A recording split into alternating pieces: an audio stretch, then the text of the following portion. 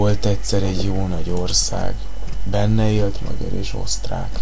Ott élt benne sok-sok magyar, Petőfi is itten szaval. De következett sok-sok vita, és ráfogták, velünk van hiba.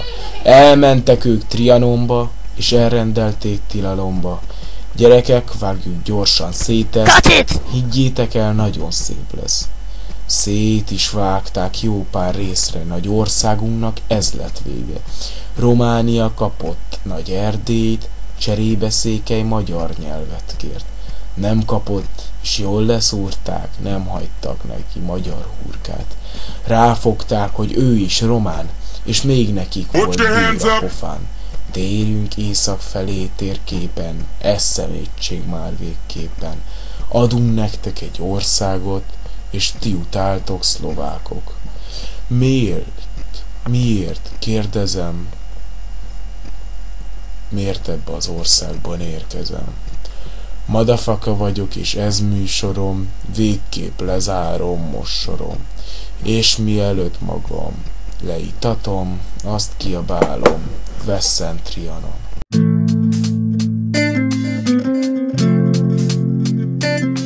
Magyar földre, magyar anyától, én szétszakadva, de magamtól minden mer. A tolvaj szíve kegyelmet nem ismer, és hogyha Isten ver, azt nem bottalám. Nem lettem királyfi, nem is kell királylány.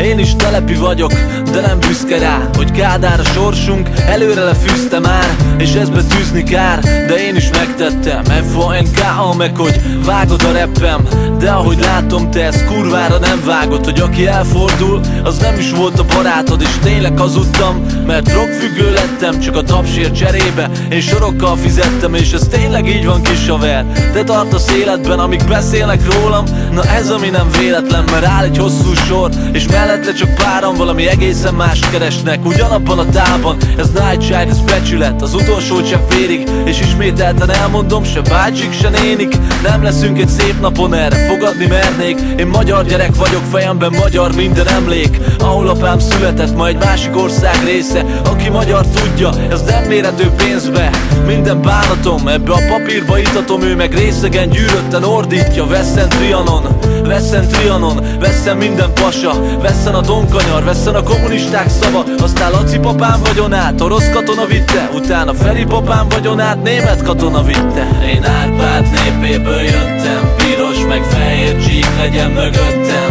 Én magyar anyától születtem, magyar földre magyar kenyeret ettem. Én látom, ahogy pusztul a népem, de azt is látom, ahogy fordul az érem. Én hazafi lettem, miért huligánnak nevezel? Miért a saját népem temetel? Én zsidók közt nőttem fel, és romákkal róttuk a tereket, de minket csak úgy hívtak gyerekek. Ezért van az, hogy a cigánytól is hallom, hogy fent el van baszva egyaránt jobbon és balon. Ezért van az, hogy a zsidótól is hallom, hogy fent el van baszva egyaránt jobbon és balon.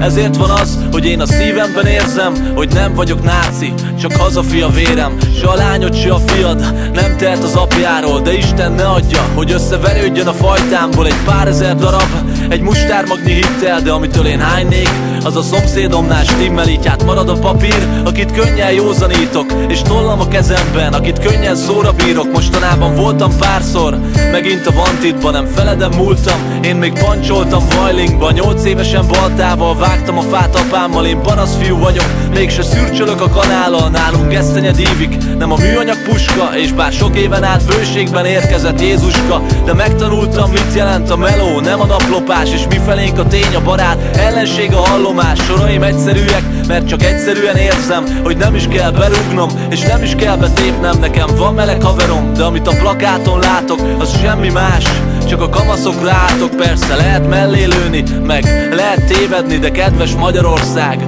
fel kéne ébredni. Én Árpád népéből jöttem, piros meg fehér csík legyen mögöttem. Én magyar anyától születtem, magyar földre magyar kenyeret ettem. Én látom, ahogy pusztul a népem, de azt is látom, ahogy fordul az érem. Én hazafi lettem, miért huligánnak nevezel? Miért a saját népem temetel? Én Árpád népéből jöttem, piros meg fehér csík legyen mögöttem.